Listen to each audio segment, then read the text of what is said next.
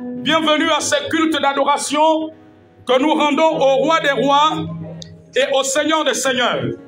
Ce matin, tu n'es pas venu pour le prophète, mais tu es venu pour Jésus.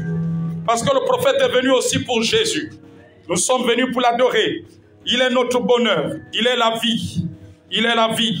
Et un jour, nous allons nous tenir devant lui, devant sa face. Amen, amen, amen. Béni soit Dieu ce matin. Nous sommes en train de poursuivre notre enseignement sur les dons spirituels. Aujourd'hui, nous allons boucler les dons de puissance. Nous avons vu le don de guérison. Ceux qui n'étaient pas là vendredi, je vous prie de vous rapprocher des autres ou d'aller sur la page Facebook du Centre Missionnaire Parole de Vie ou aller sur la chaîne YouTube. Amen, amen. Sur la chaîne YouTube Prophète des Nations. Alléluia. Amen, amen. Vous aurez l'intégralité de la partie de l'enseignement que nous avons eu vendredi. Alléluia. La Bible dit que mon peuple périt faute de connaissance. Ne permet pas que le diable te pousse à négliger ce qui a été dit vendredi pendant que tu n'étais pas là. C'est ce que tu ignores que le diable va exploiter pour te mettre dans la confusion. Amen, amen, amen. Parce que le diable connaît la puissance de la parole, de l'enseignement. Mais il n'y a que nous, les enfants de Dieu, nous négligeons les trésors de la parole que nous détenons. Nous négligeons la parole qui nous a été donnée. Alors qu'elle est une grande arme, celle qui nous permet de triompher sur les œuvres du diable et de l'ennemi. Quelqu'un peut acclamer le roi des rois. Ce matin, nous continuons avec la guérison. Les dons de guérison, et nous avons dit qu'elles sont au pluriel. Les dons de guérison. Et nous allons voir le ministère de guérison de Jésus. Alors, ouvrez avec moi Actes chapitre 10, verset 38. Le ministère de guérison de Jésus. Actes chapitre 10, verset 38. Actes chapitre 10, verset 38. Est-ce que quelqu'un a la page? Lèvons-nous, nous allons honorer la première lecture. Actes chapitre 10, verset 38. Actes chapitre 10, verset 38. Je lis la parole de Dieu dans Actes 10, 38. Un micro, s'il te plaît. Je lis la parole de Dieu dans Actes 10, verset 38.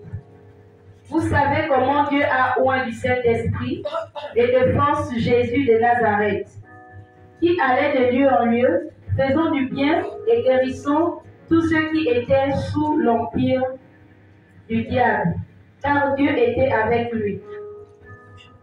Amen. Merci pour la lecture. Jésus exerçait son ministère non comme fils de Dieu, mais en qualité de prophète oint du Saint-Esprit. Quelqu'un comprend? Voilà pourquoi ce texte dit que vous savez comment Dieu a oint du Saint-Esprit et de force Jésus de Nazareth. Donc il lui a donné l'onction pour faire du bien, guérir tous ceux qui étaient sous l'empire du diable. Dans l'empire du diable, on a la possession des démons, on a la malédiction, on a les maladies. Alléluia. Et Jésus guérissait et délivrait toutes ces personnes.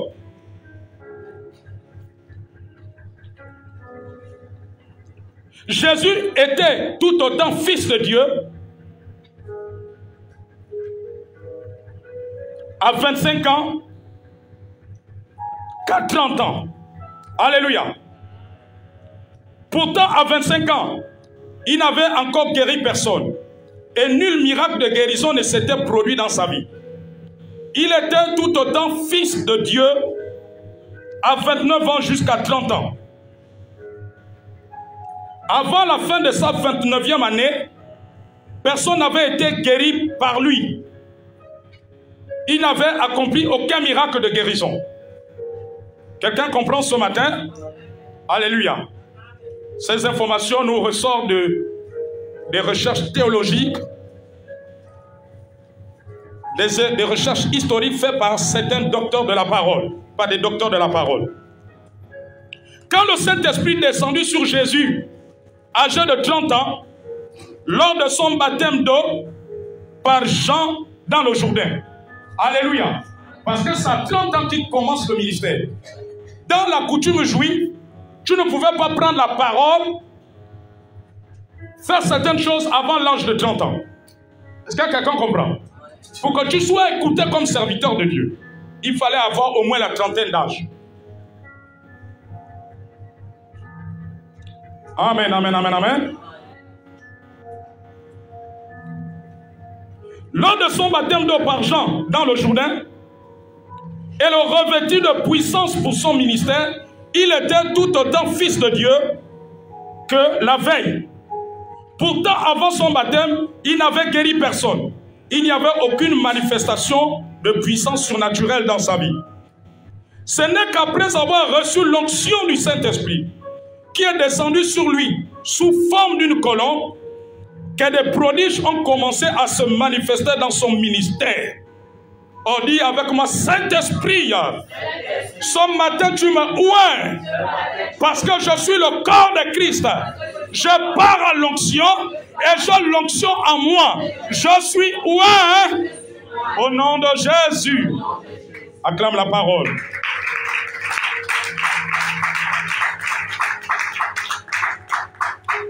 Ce n'est qu'après avoir reçu l'onction du Saint-Esprit qui est descendu sur lui sous forme d'une colombe que des prodiges ont commencé à se manifester dans son ministère.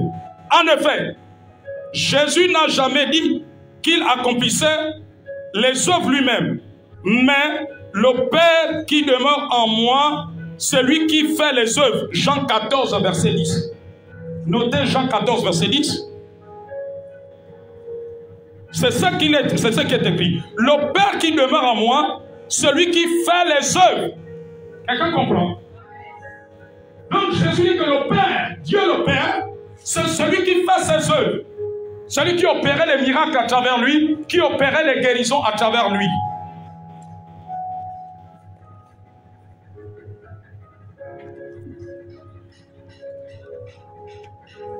Amen, amen, amen, amen. Vous êtes là? Dans la synagogue de sa ville natale, Jésus se leva et lut. C'est dans Luc 4, verset 18. Luc chapitre 4, verset 18.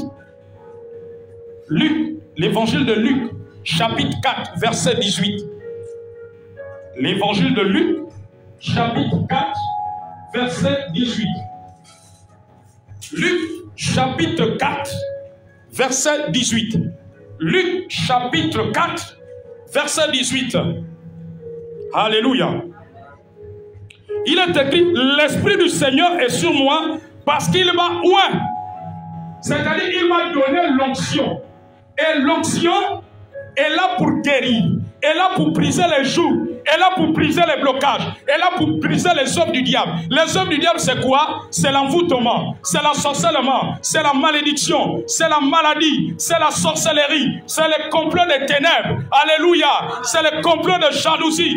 Alléluia. Ce sont les œuvres du diable. Et l'onction est là pour détruire cela ce matin. Et ce matin, si tu réalises cela, l'onction va détruire ces choses. L'onction détruit ces choses. Il détruit la misère. Il détruit la galère. Elle détruit, plutôt l'onction, elle détruit toutes ces choses. L'onction fait disparaître le désert.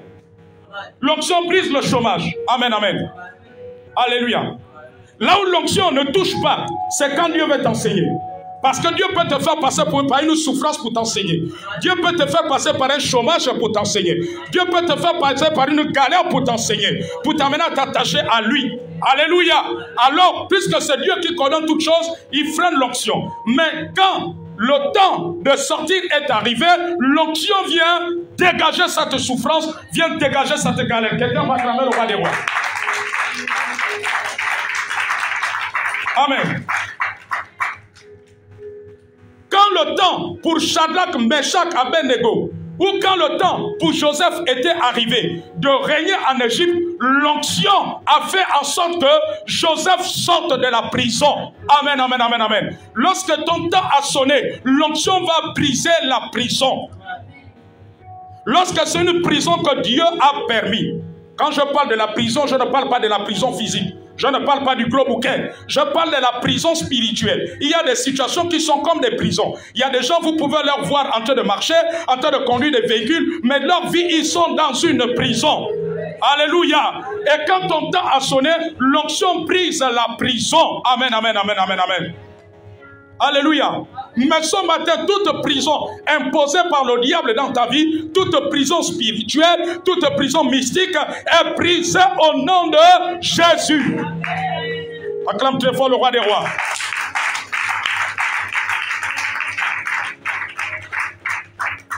De nombreuses années plus tard, Pierre, prêchant chez Corneille, dit, notez Actes chapitre 10.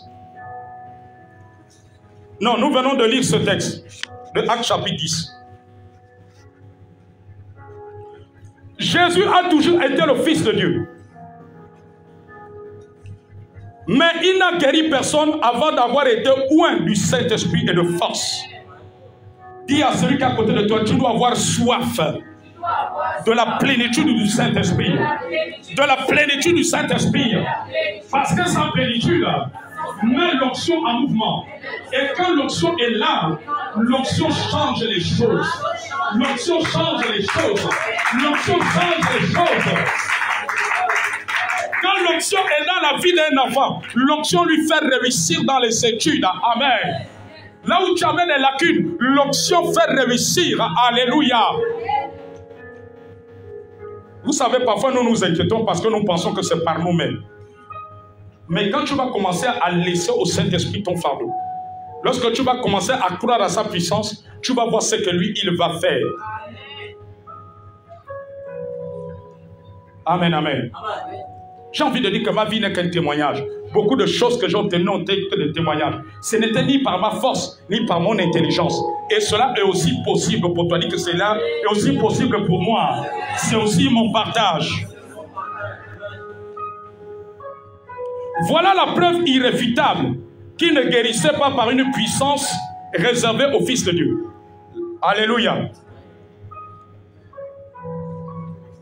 Mais ainsi aussi, n'importe quel croyant peut le faire aujourd'hui. Nous pouvons le faire aujourd'hui parce que Jésus nous a donné ce pouvoir. Nous qui avons été rachetés, nous qui avons été lavés par nos péchés, nous qui sommes devenus de nouvelles créatures. Il a fait de nous un royaume et des sacrificateurs. Non, je suis un roi. Je ne sais pas si tu le réalises. Je suis un roi et un sacrificateur. C'est ce qu'Apocalypse 5, verset 10 nous enseigne. Apocalypse 5, verset 10.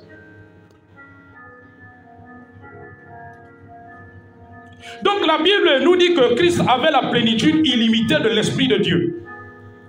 Celui que Dieu a envoyé dit les paroles de Dieu parce que Dieu ne lui donne pas l'Esprit avec mesure. Jean chapitre 3 verset 34.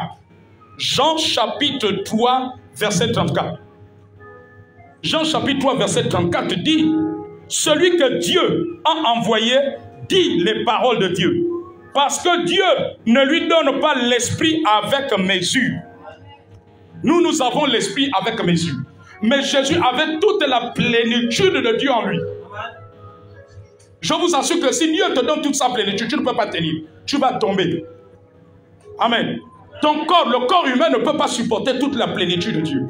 Donc Dieu nous donne une mesure de son esprit. Les hommes de Dieu ont une mesure de l'Esprit de Dieu. Les croyants ont une mesure de l'Esprit de Dieu. Mais cette mesure peut faire des grandes choses. Ainsi, nous constatons dans le ministère de Jésus une manifestation des dons spirituels plus complète que dans les autres ministères. Pourtant, on estime que collectivement, le corps de Christ a la même mesure d'esprit que Jésus. La Bible dit que Jésus est la tête de l'Église et nous sommes son corps. Tu sais que tu es membre du corps de Christ? Est-ce que tu réalises que tu es membre du corps de Christ? Si tu es membre du corps de Christ, un sorcier ne peut pas te dévorer. Parfois nous tremblons parce que nous ne réalisons pas ce que nous sommes. Le sorcier te poursuit en rêve. Mais lorsque tu réalises que tu es membre du corps de Christ, qui peut dévorer Christ? Qui peut toucher Christ? Personne. Mais la Bible dit que tu es membre du corps de Christ. Hey! Ça veut dire que tu es intouchable. Dis, je suis intouchable par Jésus-Christ. Au nom de Jésus. Amen. Ça veut dire que les démons n'ont pas le droit de te toucher. Les œuvres sataniques n'ont pas le droit. Parce que tu es membre du corps de Christ. Nous sommes membres de son corps. Lui, il est la tête.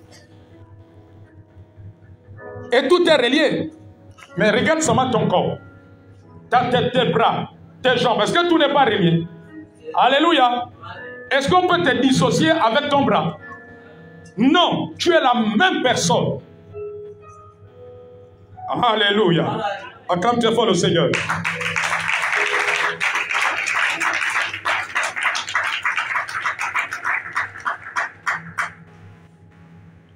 Mais qu'un seul croyant ne peut connaître autant de succès que lui dans la manifestation de dons de guérir. Étant donné que Jésus disposait de la plénitude illimitée, il avait la plénitude illimitée de l'Esprit de Dieu.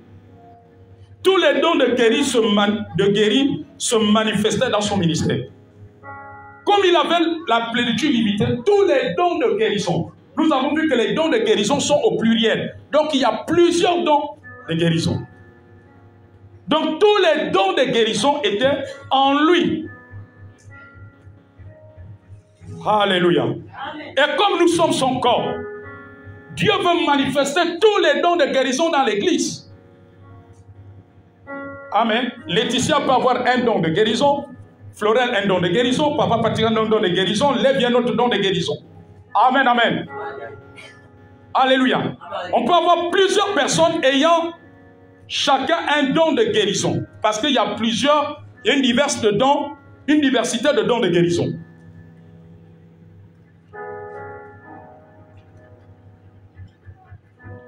Notons 1 Corinthiens chapitre 12 verset 28 à 30.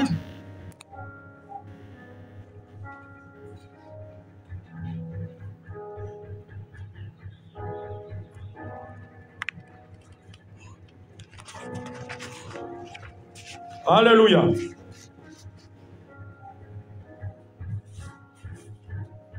Un Corinthiens chapitre 12 verset 28 à 30. 1 Corinthiens chapitre 12 verset 28 à 30.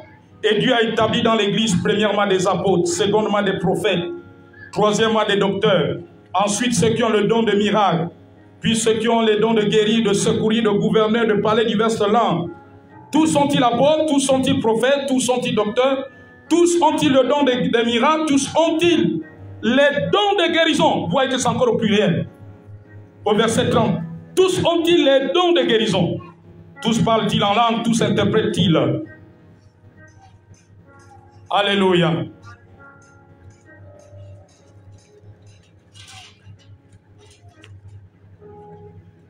Amen, amen, amen.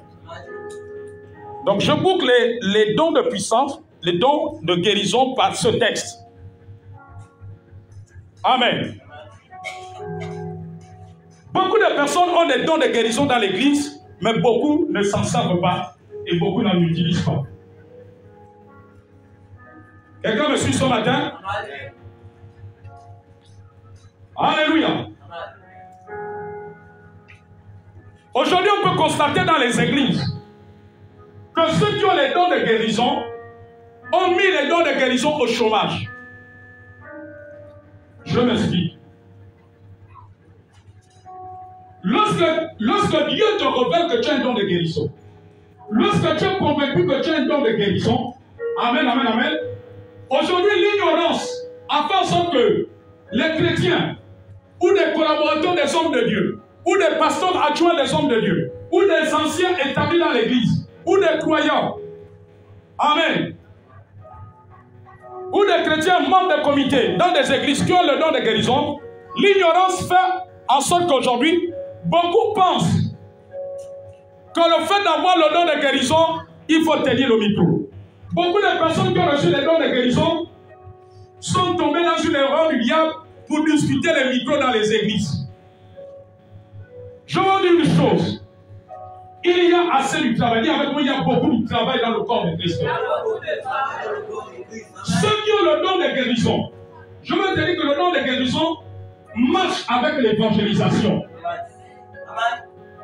Quand tu as le don de guérison, ta place, ton don de guérison va beaucoup se développer au dehors, d'abord dans l'église et au dehors. Je commence dans l'église. Qu'est-ce que ça veut dire dans l'église?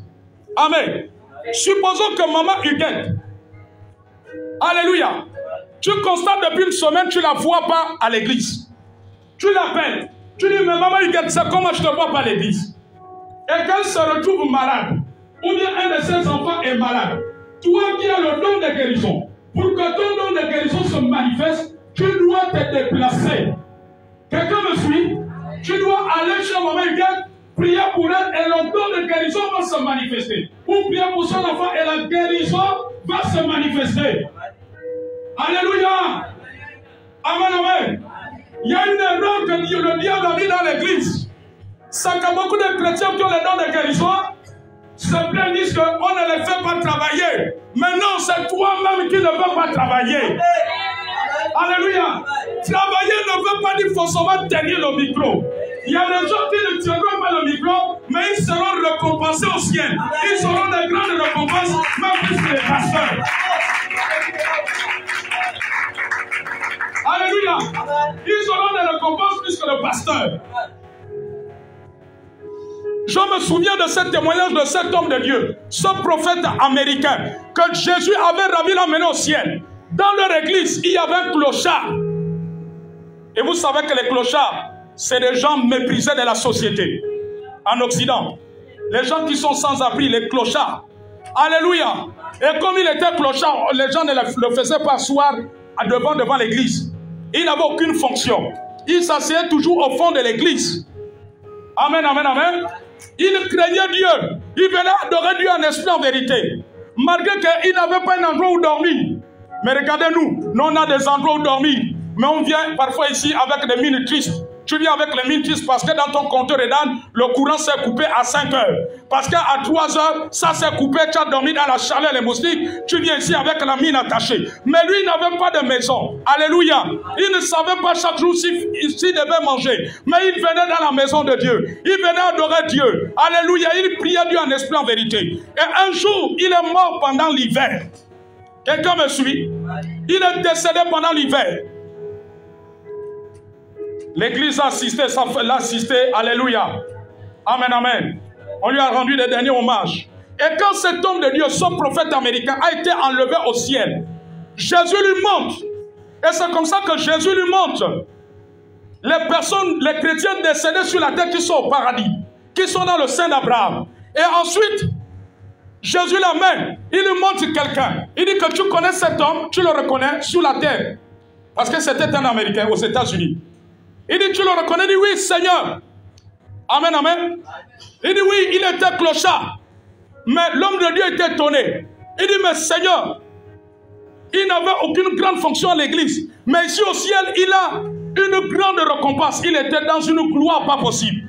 Alléluia. Il avait une demeure glorieuse. Et Jésus l'a montré d'autres pasteurs, d'autres chrétiens qui étaient décédés, qui n'avaient pas la même récompense que le clochard. Quelqu'un comprend ce matin? Donc le match vu que les gens font sur la terre là, c'est zéro. La guerre que les gens font sur la terre là, c'est zéro. La concurrence, les plaintes inutiles là, c'est zéro. Alléluia. Toi qui estimes que l'homme de Dieu ne doit pas établir tel ne peut pas travailler à côté de l'homme de Dieu. Ce que tu es en train de faire là, tu passes à côté. Parce que le ciel, et c'est là où, quand le Seigneur lui a montré cela, et un ange s'est approché de son prophète. Et l'ange là lui a dit, ce que vous considérez sur la terre n'est pas forcément considéré au ciel. Ce que vous méprisez sur la terre, et c'est ce qui est parfois même considéré ici au ciel. Le ciel n'a pas la même considération que vous avez sur la terre au sein des églises. Dans les églises, on fait même la différence. Amen, amen, amen. Il y a des églises même, si tu n'as pas beaucoup d'argent, tu ne peux pas rencontrer l'homme de Dieu. On te dit que toi, tu peux apporter quoi à l'homme de Dieu? Alléluia. Mais l'homme de Dieu a été un pour tout le monde. Pour les riches et pour les pauvres. Mais ce n'est pas comme ça le ciel voit. Pour le ciel, l'homme de Dieu est un. Pour être une bénédiction pour les riches et une bénédiction pour les pauvres. Mais nous, dans nos églises, on fait des clans. Non, tel ne mérite pas être collaborateur d'un homme de Dieu. Alléluia. Parce qu'il habite dans une maison penchée. Parce qu'il a des chaussures trouées. Ça, c'est pas comme cela que le ciel voit les choses. Est-ce que Dieu parle à un homme et une femme ce matin? Donc, ceux qui ont le don de guérison, la première chose, quand tu as le don de guérison, celui qui a compris comment fonctionne le don de guérison, il est à la recherche de tous ceux qui sont malades dans l'église. La sœur est malade, tu vas prier pour la sœur et le don de guérison va se manifester. Ensuite, l'autre champ où ceux qui ont le don de guérison doivent travailler, c'est dans les hôpitaux. Mais aujourd'hui, on a des gens qui ont le don de guérison, ils chauffent les bancs dans l'église. Ils ne vont jamais évangéliser. Parce que le don de guérison marche avec l'évangélisation. La Bible dit que nous avons reçu le ministère de la réconciliation. Il a dit, allez et faites de toutes les nations des disciples. Ceux qui ont les dons de guérison doivent envahir les hôpitaux. Tu vas au CHU de Libreville, au CHU d'Angondje, au CHU d'Ovendo, à l'hôpital de Mélène, à l'hôpital de militaire, tu vas, tu rencontres les responsables ou le surveillant d'une unité. Alléluia. C'est tellement qu'il va te donner des consignes que non, il ne faut pas prier trop fort. Alléluia. Le plus important, c'est la foi qui est exercée sur le don. Le don a juste besoin que tu ouvres ta bouche, que tu exerces la foi et le miracle, la guérison se produit. Amen, amen, amen. Mais aujourd'hui, on ne trouve plus les gens qui ont les chrétiens qui ont les dons de guérison dans les hôpitaux. Ils sont là pour discuter les places. Soit les postes d'anciens dans l'église, les postes de diacre, les postes de pasteur adjoint. Alléluia. Ils sont là pour discuter soit les postes de modération. Amen. Dans nos églises. Je ne parle pas seulement de nous. Je ne suis pas en train de parler de l'église, mais je parle de l'église, des églises en général. Alléluia. Dieu te demandera de compte. Toi qui as le don de guérison, au lieu de faire un programme, si c'est les samedis, tu vas l'évangéliser dans les hôpitaux, prier pour les malades. Ces malades-là vont être guéris par le don de guérison que tu as reçu et ces personnes vont suivre Christ. En fait, j'ai envie de dire que ceux qui ont le don de guérison de miracles, vous êtes des gagnants là. En fait, c'est vous qui devez remplir les églises. Amen, amen, amen. Non, ce message, partagez-le à un maximum de personnes. Partagez-le dans vos pages Facebook, sur WhatsApp. Parce que c'est un message qui ne vous concerne pas seulement, mais tous les enfants de Dieu, les églises. Dieu veut que ceux qui ont les dons de guérison de miracles sortent des églises pour aller chez les païens, prier pour les païens dans les maisons qui sont malades, leur évangéliser et faire opérer le miracle.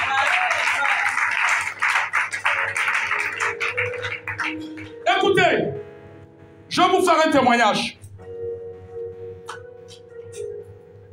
Un jour, il y avait moi et 2 apôtres de la place dont j'étais les noms par discrétion. Nous avons été invités par une maman qui a des grands enfants, des grandes filles, qui sont déjà dans des foyers. Elle a convoqué une réunion de prière chez elle. Alléluia. Et parmi ces enfants, il y en a qui n'étaient pas chrétiens. Et parmi ces filles, il y a une qui était stérile, qui ne faisait pas d'enfants, qui était une bonne païenne. Est-ce que quelqu'un comprend?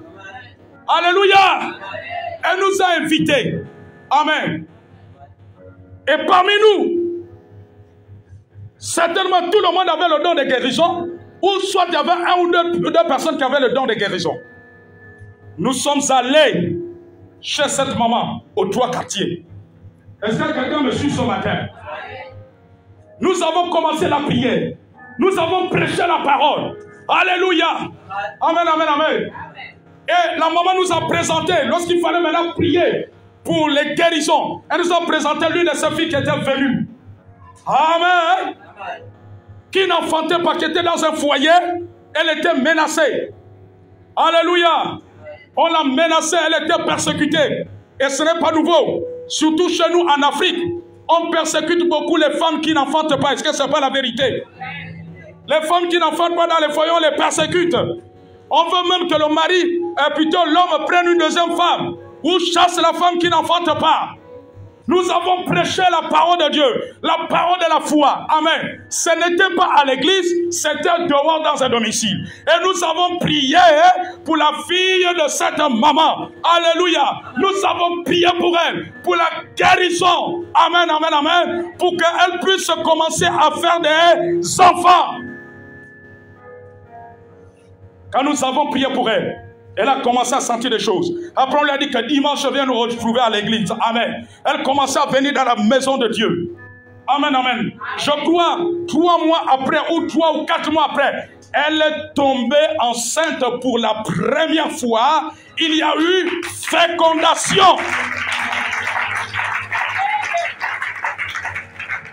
La grossesse a évolué jusqu'au 9e mois. bouche bée dans sa belle famille. Tous ceux qui disaient au mari de la répudier, bouche bée, parce que Jésus fait des miracles. Mais pour que Jésus fasse des miracles, tu dois aller là où il y a le besoin, là où il y a les malades, là où les gens ont besoin de miracles. Alléluia. Aujourd'hui, si je ne me trompe pas, parce qu'aux dernières nouvelles que j'avais eues d'elle, elle était déjà, je crois, à 3 enfants. Je crois qu'elle doit être à 4 ou 5 enfants aujourd'hui. Mais le miracle ne s'est pas produit à l'église. C'est quand nous sommes allés prier à la maison. Nous sommes allés évangéliser. Donc quand tu as le don de guérison, tu dois t'organiser. Amen. Tu peux même dire au frère Fleuret, frère Farel, à maman Huguette, accompagne-moi. Alléluia. Et tu vois ton don va grandir. Et les gens vont être guéris. Et les gens vont se convertir. Amen, amen, amen. Alléluia. Amen. Tu apprends qu'il y a une soeur à l'église qui est malade. Mais aujourd'hui, je suis étonné. Dans beaucoup de nos églises, les gens qui ont des dons de guérison, ils apprennent que tel frère et soeur est malade. Son enfant hospitalisé, il ne se lève jamais. Mais Dieu va vous demander des comptes. Dieu ne donne pas les dons pour que ça soit au chômage. Qui vous a dit que Dieu te donne le don pour discuter la place du responsable adjoint dans ton comité? Pour discuter. Mais nous aurons des comptes à rendre à Dieu. Hey, il y a des gens qui ne savent pas que Jésus va leur dire, tu n'as rien fait pour moi. Oh Jésus, tu n'as rien fait pour moi. Je me suis battu d'avoir la place des responsables adjoints de la sécurité, responsables adjoints des jeunes, du département jeunesse. Jésus va dire, je t'ai donné le don de guérison. Toi, tu as cru qu'avoir le don de guérison, il faut discuter la chefferie dans l'église. Il faut discuter le poste de responsable de comité. Il faut discuter le poste d'ancien dans l'église. Il faut discuter le poste de pasteur adjoint. Je t'ai donné ça pour servir. Il va te dire quel jour l'un des enfants de maman Bettina était malade. Tu étais insensible, tu n'as pas voulu dépenser ton taxi, aller prier pour l'enfant à la maison, à l'hôpital. Tel jour, l'enfant de maman Judith était malade. Tu ne t'es pas déplacé pour aller prier. Tel jour, le frère Claude ne se sentait pas bien. Tu n'es pas parti. Alléluia. Tel jour, tu passais toujours. Quand tu sors de chez toi, tu sors, tu passes devant le CHU de Libreville. Tu entends des gens rouler au sol qui ont des parents hospitalisés. Tu n'allais jamais pour aller prier. Demander la permission à la surveillance générale que je veux prier pour les malades. Amen, amen, amen, amen, amen. Est-ce que quelqu'un va acclamer au Seigneur?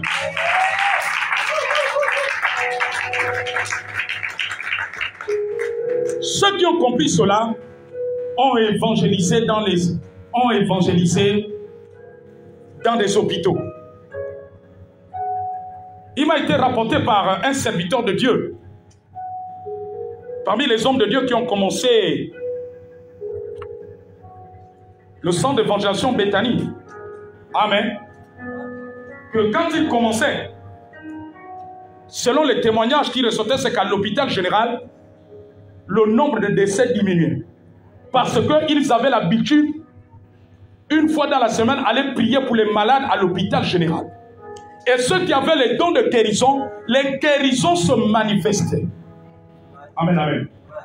Dieu ce matin est en train de parler à un homme et une femme.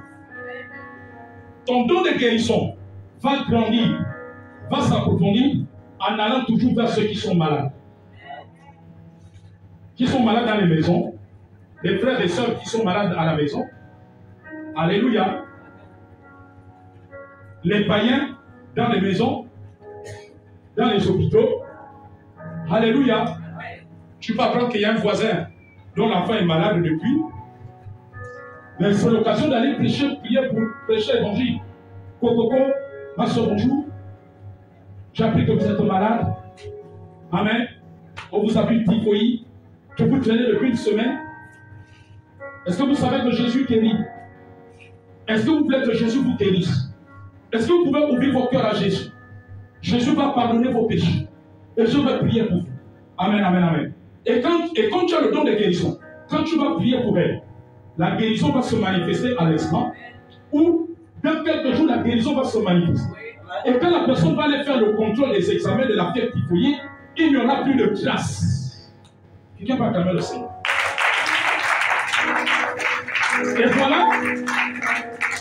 Ce sera une nouvelle âme gagnée au Seigneur. Ce ne sera pas le prophète. Dieu n'aurait pas utilisé le prophète pour gagner cette âme, mais c'est toi. Et cette âme va venir à l'église. Et les églises vont être remplies. Dieu veut utiliser tous ceux qui ont les dons de guérison et de miracles dans les églises. Dehors. Il a dit, allez et faites de toutes les nations d'ici. Ceux qui sont dans l'église n'ont plus besoin d'être évangélisés. Ce sont ceux qui sont dehors, dans les maisons, dans les carrefours, dans les hôpitaux qui ont besoin d'être évangélisés. Est-ce que quelqu'un comprend? Alléluia. Dieu veut utiliser, c'est ça que l'Esprit de Dieu m'a dit, tous les chrétiens, dans toutes les églises, qui ont les dons de guérison de miracles, Dieu veut les utiliser pour gagner des païens, opérer des guérisons dans les maisons, dans les hôpitaux, et remplir les églises. Quelqu'un qui a été guéri par Dieu ne peut que lui être reconnaissant toute sa vie. Ne peut que venir dans la maison de Dieu. Alléluia. Est-ce que Dieu parle à un homme et une femme ce matin? Dieu est en train de parler à un homme et une femme. Je ne connais pas le nombre de personnes parmi vous ayant reçu le don de guérison. Mais j'aimerais que ce matin, en rentrant chez toi, si tu ne sais pas, commence à demander à Dieu. Seigneur, ai-je reçu un don de guérison? Révèle-le-moi. Et si tu sais que tu as déjà un don de guérison, peut-être Dieu te l'a révélé il y a des années. Peut-être Dieu te l'a révélé à travers le nom de Dieu. Je ne sais où. Peut-être à Libreville, peut-être à Chimaga, à Port-Gentil. Alors, ranime la flamme du don qui est en toi. Commence à établir un programme pour prier pour les malades. Et tu vas voir la guérison divine se manifester. Parce que nous sommes un corps.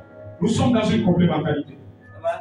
Satan nous a déroutés du véritable objectif des dons. Alléluia. Les chrétiens sont rentrés dans la course des matchs. Au lieu de servir, il a dit que celui qui va être le plus grand soit le serviteur.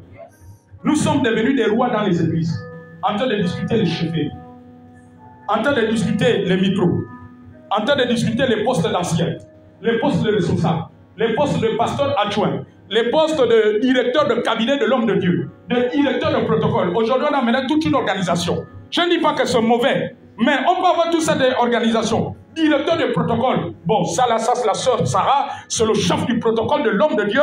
Ça c'est la sœur Lorgie, c'est la SP, la secrétaire particulière de l'homme de Dieu. On a mené des grands titres. C'est bien tout cela. Mais n'oublions pas l'essentiel, les dons que nous avons reçus. À quoi ça sert que Sarah soit directeur de protocole, elle a un don de guérison et ne l'exerce pas? À quoi ça sert? Alléluia. Que la sœur Desirée ait un poste peut-être de chef de protocole de l'homme de Dieu, elle joue le ngunda à l'église. Amen. Alléluia, elle est la toute puissante. Tu ne passes pas par elle, tu ne peux pas voir l'homme de Dieu. À quoi ça nous sert tout cela comme les païens? Et que si elle a un don de guérison, et que les malades sont dans les hôpitaux, et que les gens sont malades, alléluia.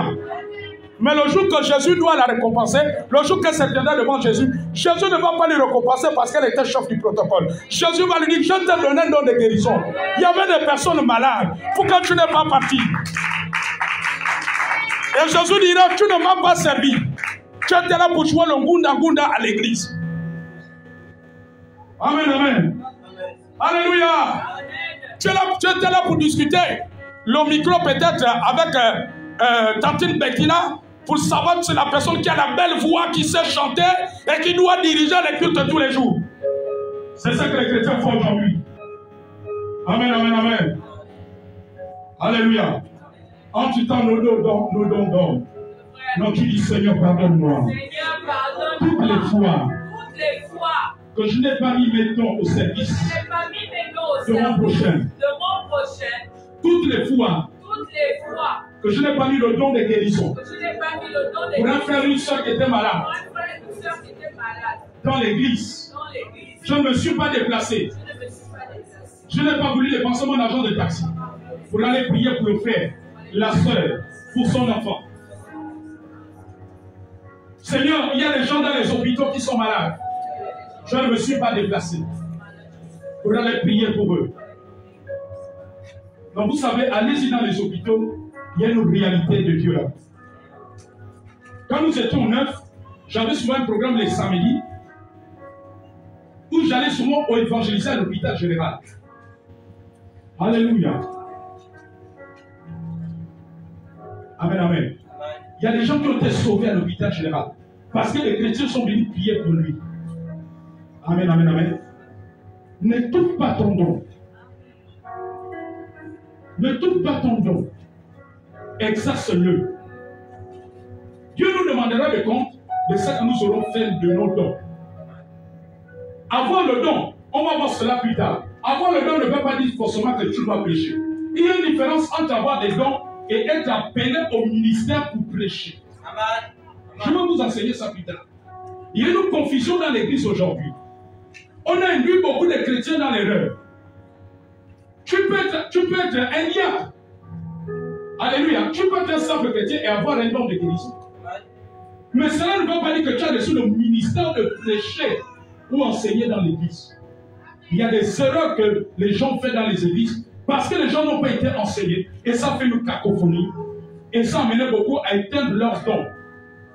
Je prie Dieu de m'aider à vous enseigner en totalité la parole de Dieu. Afin que Dieu ne me dise pas, tu n'as pas enseigné telle chose. Tu n'as pas enseigné la différence entre le fait d'être appelé au ministère et le fait d'avoir un don.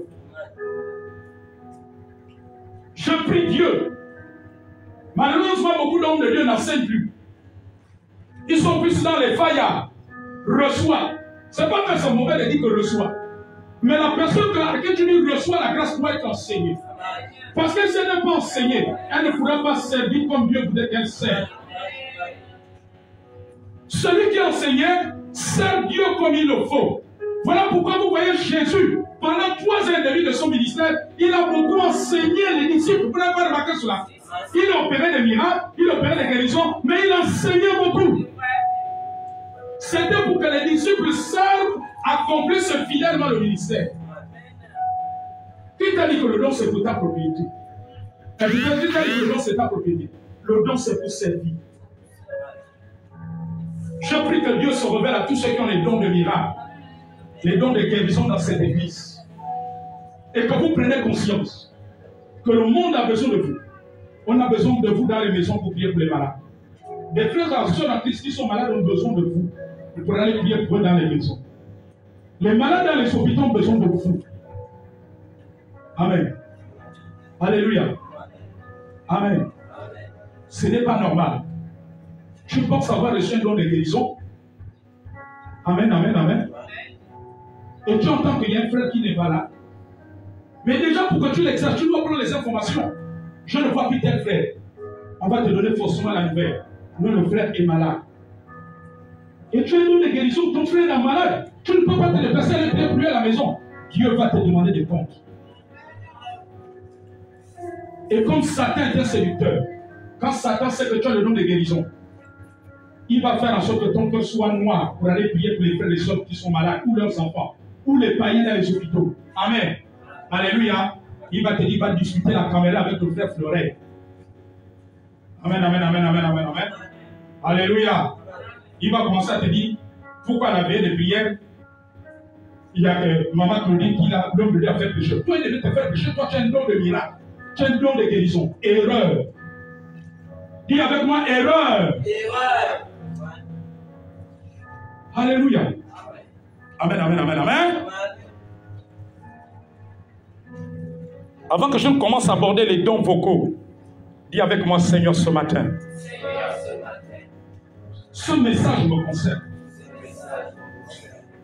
Nous avons étouffé les dons de guérison. Parce que nous sommes tombés dans la chair. En train de faire le match vu à l'église. En train d'être célèbre. En recherchant la célébrité. En discutant les postes dans l'église. Alors que tu as donné les dons de guérison, les dons de miracle, c'est pour ceux qui sont malades. Un frère en Christ qui est malade, une soeur qui est malade, ou son enfant, son parent. Pour aller prier. Pour aller prier pour les hôpitaux. Alors que les hôpitaux sont là. Les gens sont malades. Tu veux les sauver, les guérir. Mais nous avons étouffé les dons. Or, les dons, ce n'est pas pour faire la concurrence.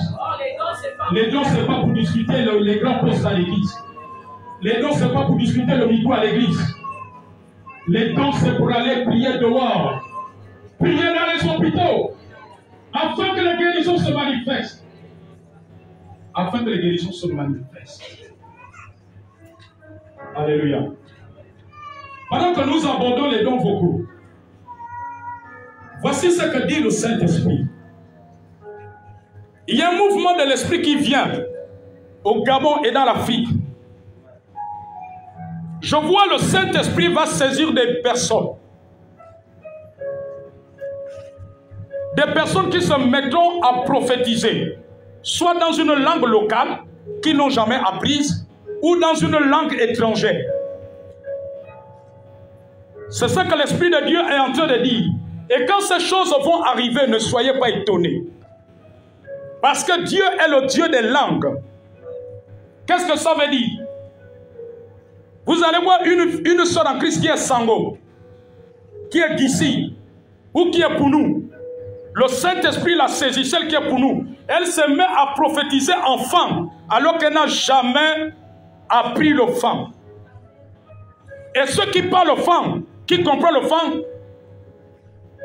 seront étonnés de l'entendre prophétiser, annoncer les merveilles de Dieu. L'Esprit de Dieu dit que nous allons connaître ces expériences surnaturelles dans l'Église. Parce que Dieu est le Dieu des langues. Amen, amen, amen, amen. Où on verra quelqu'un qui est au Bamba ou Ndoumou se mettre à prophétiser en langue baoulé, ou en Wolof, ou en Bambara, ou en Galois. Alléluia. Ce sera le Saint-Esprit qui va le faire. Dieu dit que cette dimension, que l'Église n'a pas beaucoup expérimenté du Saint-Esprit, va se manifester. Ne soyez pas surpris, cela va se faire. Je vois Dieu utiliser même des enfants, des jeunes comme des adultes, qui se mettront à prophétiser. Avant le retour de Christ, le Seigneur me dit que les dons spirituels vont se déployer à une dimension qu'on n'a jamais expérimentée, que les apôtres n'ont jamais expérimentée, à une dimension élevée, parce que Dieu va se glorifier. Quelqu'un peut acclamer le secret.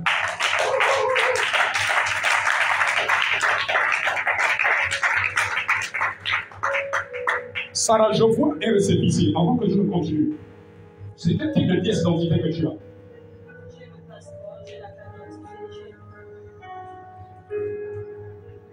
Ta carte est valable jusqu'à quand? Le passeport est valable. Non, pas le passeport, la carte d'identité. Je ne sais pas. Dieu me montre. Il me montre que quand il faudra faire le récépissé, quand la carte va expirer, il faudrait que tu ne négliges pas. Parce que je vois une opportunité qui arrivera. C'est-à-dire qu'au moment où la carte va expirer, il te faudra le récépissé. Tu comprends ça, ma fille? Il me dit que dès que la carte, il faut surveiller la date de validité de ta carte dès maintenant. Parce que Dieu me montre une opportunité qui arrivera. Or, lorsque ta carte ne sera plus valable, elle ne permettra pas que l'opportunité te soit accordée. Mais il te faudra un document d'identité et un document d'identité. Parce que je vois que c'est une situation où il faudra un document d'identité, pas le passeport, mais une pièce d'identité. C'est que l'Esprit de Dieu est en train de me montrer. Amen, amen, amen, amen. Alors nous continuons avec les dons vocaux. Nous avons bouclé avec les dons de puissance. On va commencer juste une partie des dons vocaux avant de rentrer dans la prière, avant de rentrer dans des questions-réponses. Nous commençons par la prophétie. Nous avons vu qu'il y a 3 dons vocaux.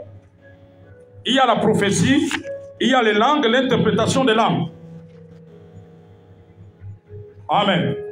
Nous commençons par le don de prophétie. Alors ça va être juste une révision, parce que nous avons longuement vu les dons de prophétie.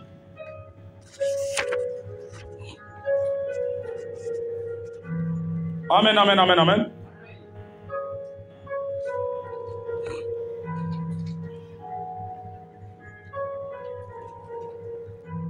C'est juste un rappel. Il y a une vérité que vous devez vous ne devez pas ignorer, c'est que la prophétie est une communication surnaturelle articulée dans une langue inconnue. La prophétie est le plus important des 3 dons d'inspiration. Donc les dons vocaux, on les appelle aussi les dons d'inspiration. Alléluia. Ou d'expression, parce qu'il faut l'union des 2 autres, la diversité des langues et leur interprétation pour égaler ce don. Notez 1 Corinthiens 14, verset 5. 1 Corinthiens 14, verset 5. La Bible dit que celui qui prophétise est plus grand que celui qui parle en langue, à moins que ce dernier n'interprète. 1 Corinthiens 14, verset 5. Ce qui implique que le parler en langue, accompagné de l'interprétation, équivaut à la prophétie. Lorsqu'il y a interprétation du parler en langue, ça équivaut à la prophétie. Par conséquent, la prophétie est le plus important de ces 3 dons d'inspiration ou d'expression ou ces 3 dons vocaux.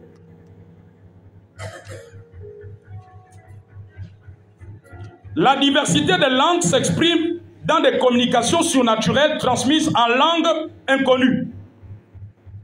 Et l'interprétation des langues énonce surnaturellement par l'esprit le sens de ce qui a été dit en langue. Quelqu'un suit ce matin?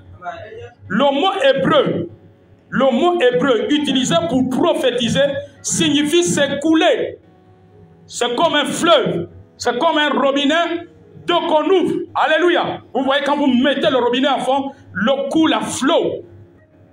Donc le mot hébreu veut dire s'écouler. Le mot hébreu qui a donné prophétiser veut dire s'écouler. Comme de l'eau qui s'écoule. Il importe l'idée de jaillir comme une source, de laisser s'échapper, de sortir à gros, de ruisseler.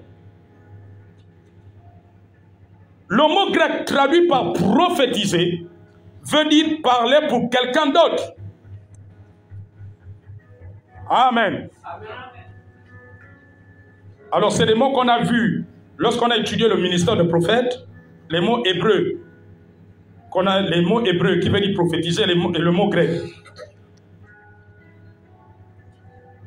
Donc le mot grec traduit par prophétiser veut dire parler pour quelqu'un d'autre. Il signifie parler au nom de Dieu, être son porte-parole. Le don de prophétie est pour tous. On peut aspirer à cela. 1 Corinthiens 14, verset 1 à 5. 1 Corinthiens 14, verset 1 à 5. 1 Corinthiens chapitre 14, verset 1 à 5. 1 Corinthiens chapitre 14, verset 1 à 5. Il est écrit ceci. Suivez-moi attentivement. Refuse la fatigue, refuse le sommeil ce matin. Alléluia. Vous savez, le diable n'aime pas la parole. Il sait que c'est avec cela que tu triomphes. C'est l'enseignement de la parole qui pousse ta foi et qui te permet de te maintenir dans les voies de Dieu. Et si tu es dans les voies de Dieu, la gloire de Dieu va continuer dans ta vie. Acclame très fort la parole. 1 Corinthiens 14, verset 1 à 5 dit ceci. Recherchez la charité.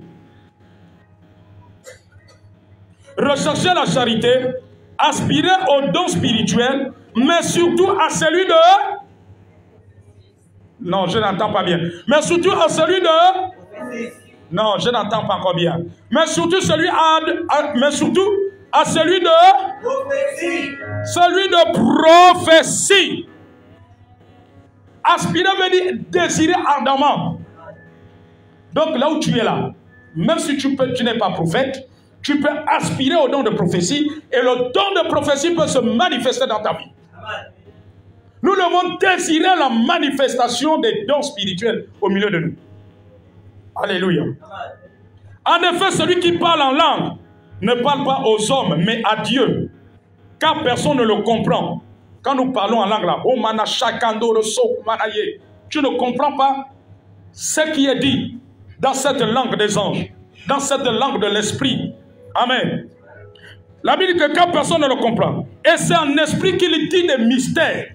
Donc quand nous parlons en langue, nous prions en langue, nous sommes en train de dire des mystères. Voilà pourquoi l'apôtre Paul dit qu'il parle, il prie beaucoup en langue. En langue des anges, en langue de l'esprit. Amen. C'est-à-dire que s'il était pour nous, il prie plus en langue qu'en pour nous. En effet, celui qui parle en langue ne parle pas aux hommes, mais à Dieu, car personne ne le comprend. Et c'est en esprit qu'il dit des mystères. Celui qui prophétise, au contraire, parle aux hommes, les édifie, les exhorte et les console. Verset 4. Celui qui parle en langue s'édifie lui-même, c'est-à-dire se fortifie lui-même. C'est comme une batterie qu'on recharge. Celui qui prophétise édifie l'église. Quand il y a la prophétie, ça t'édifie.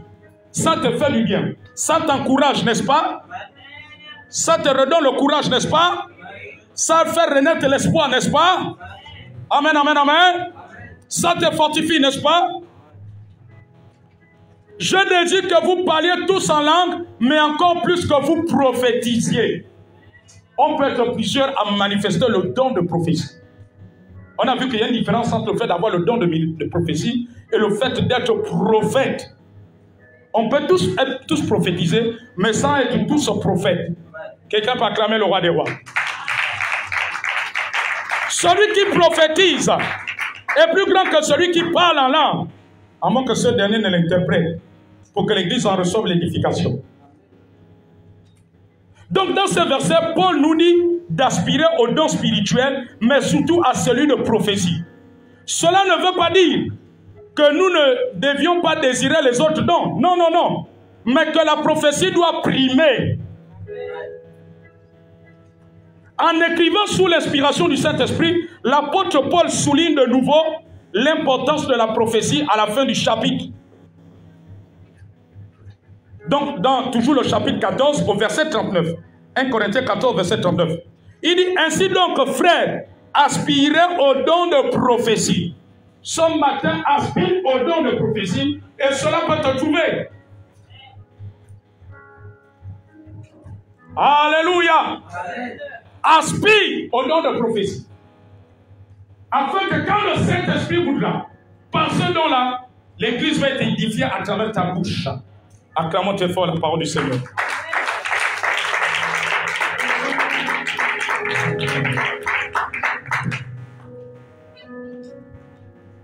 Alors, je vais quand même faire une petite révision sur le don de prophétie et le ministère du prophète. En quelques minutes. Avant de continuer prochainement. Nous ne devons pas confondre le simple don de prophétie avec le ministère du prophète. Dans 1 Corinthiens 14, verset 3, celui qui prophétise parle aux hommes, les édifie, les exhorte, les console. Il est évident que le simple don de prophétie ne comporte pas de révélation. Nous avons vu les dons de révélation, n'est-ce pas? Qui peut m'en citer? Qui peut me citer? La parole de sagesse, très bien. Il y a quelqu'un d'autre? La parole de connaissance? Une autre personne dehors, là-bas, à l'extérieur? Ceux qui sont dehors? On a déjà cité la parole de connaissance, la parole de sagesse. Le troisième dehors, vous qui êtes dehors? Mais il y a quand même certains d'entre vous qui étaient là. Le discernement des esprits. Relisez vos enseignements. C'est très important. Relisez les enseignements. Amen. Ne prenez pas les enseignements seulement par l'entrée et sortis par l'autre oreille. Réalisez les enseignements, c'est pour votre bien. C'est pas pour le bien du prophète, c'est pour ton bien. Le don du discernement des esprits. Alléluia. Donc, le don de prophétie ne comporte pas de révélation. Quelqu'un comprend? En outre, il est intéressant de constater la différence qui existe entre la prophétie de l'Ancien Testament et celle du Nouveau. Sous l'Ancienne Alliance, la prophétie se résume en principe à annoncer l'avenir. Vous allez constater que les prophètes dans l'Ancien Testament annonçaient beaucoup l'avenir. Est-ce que vous ne l'avez pas remarqué quand vous lisez vos Bibles? Ou bien beaucoup ici, vous ne lisez pas la Bible. Mais si vous ne lisez pas la Bible, c'est dangereux. Un ganga déguisé en prophète peut vous détourner. Alléluia. Quelqu'un va sortir de nulle part, il va dire que le prophète qui vous enseigne, ce n'est pas un prophète de Dieu, vous allez le suivre maboulement et vous allez tomber dans la fosse. Lisez vos Bibles. Sous la nouvelle alliance, son objectif est de rappeler des faits accomplis. Le simple don de prophétie ne comporte aucun élément de prédiction.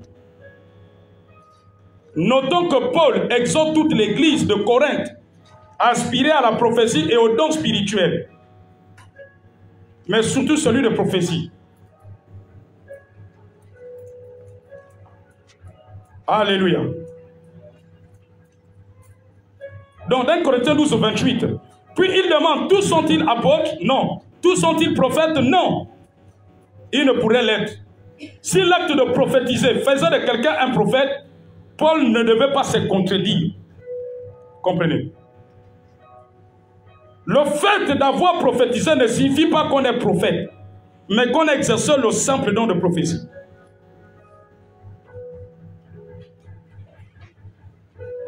Je vais m'arrêter par là, avant de rentrer dans la prière. Quelqu'un a-t-il une question? Sur les dons de miracle. Le don de miracle, les dons de guérison. Et nous avons commencé à voir les dons d'inspiration, parmi lesquels le don de prophétie. Alléluia. Qui a une question à poser? Sur les dons de guérison, les dons de miracle. Et sur la première partie, le don de prophétie, donc les dons d'inspiration, les dons vocaux. Nous avons commencé à voir ce matin. Oui, ma fille.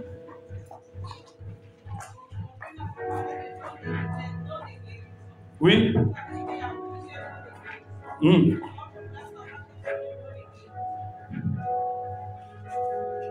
Il y a plusieurs dons de guérison. Tu veux savoir quels sont les dons de guérison? Bon, je voudrais te dire que à chaque type de maladie correspond un don de guérison. Est-ce que tu comprends? Celui qui a le don de guérison pour guérir peut-être le sida. Non, avant que je n'arrive à là. Celui qui a le don de guérison pour guérir le palu, pour guérir la typhoïde, peut ne pas avoir le don de guérison qui guérit le cancer, qui guérit le diabète ou le sida. Donc chaque don correspond à un type de maladie. Alléluia. Vous allez voir que il y a un constat qui a été fait. Vous allez voir, il y a par exemple des hommes de Dieu ou des chrétiens. Quand ils prient pour des stériles, la stérile féconde. Mais la même personne va prier pour un sidéen, le sidéen ne reçoit pas la guérison. Parce que lui, son don de guérison, certainement, c'est pour les stériles. Alléluia. Amen. Ou bien quelqu'un qui a un don de guérison, quand il prie pour les gens qui ont la sinusite, la personne est guérie. La personne souffre de la fièvre jaune, elle est guérie. La personne a la tuberculose, il prie, elle est guérie. Mais prenez la même personne. Alléluia. Pour aller prier pour quelqu'un qui a un cancer, la personne qui a le cancer, soit ne reçoit pas la guérison, peut recevoir, ne reçoit pas. Parce que son don de guérison ne correspond pas à un autre type de maladie. Donc c'est pour ça que les dons de guérison sont au pluriel. Amen, amen, amen. Mais c'est au fur et à mesure que la personne exerce, pratique les prières pour les malades, qu'il saura que soit il a un seul don de guérison, soit il a deux, soit il a trois. En fonction des différents types de maladies qui vont te guérir. Amen. Le plus important, c'est que dès que Dieu te révèle que tu as un don de guérison, c'est de prier pour les malades. Et tu ne dois pas te décourager. Parce qu'il y aura des cas, tu tomberas forcément sur des cas qui correspondent au don de guérison que Dieu t'a donné. Est-ce que c'est clair pour tout le monde? Question. Oui, il y a un doigt là-bas.